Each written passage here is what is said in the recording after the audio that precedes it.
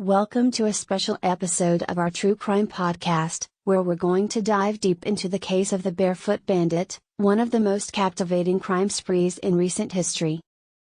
Colton Harris Moore was a young man from Camano Island, a small community in the Pacific Northwest of the United States. He grew up in poverty, with a troubled childhood marked by neglect, abuse, and a difficult relationship with his mother. Despite his difficult circumstances, Harris Moore was a resourceful and self-reliant kid.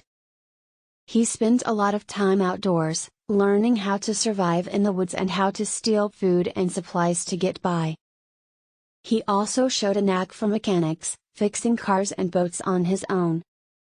But what really set Harris Moore apart was his fascination with flying. He became obsessed with planes at a young age, reading books and watching videos about aviation. He dreamed of becoming a pilot, but he knew that he couldn't afford to take lessons or buy his own plane. So, he did the next best thing, he stole one. In 2008, at the age of 17, Harris Moore committed his first major crime. He broke into a small airport on Camano Island and stole a Cessna 182. He had never flown a plane before, but he taught himself how to take off and navigate using the plane's instruments. From there, Harris Moore's crime spree took off. He began stealing more planes and flying them to different locations, often using them to evade the police or to commit other crimes.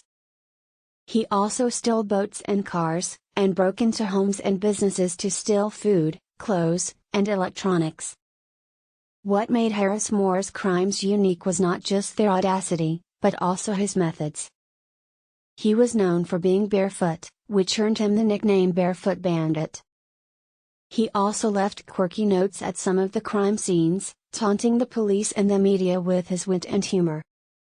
The Barefoot Bandit became a sensation, not just in the Pacific Northwest, but around the world. He had a huge following on social media, where he posted updates and photos of his escapades. He also inspired a cult-like following of fans who saw him as a Robin Hood figure, stealing from the rich and powerful to give to the poor and oppressed. But for the police, Harris Moore was a dangerous criminal who needed to be stopped.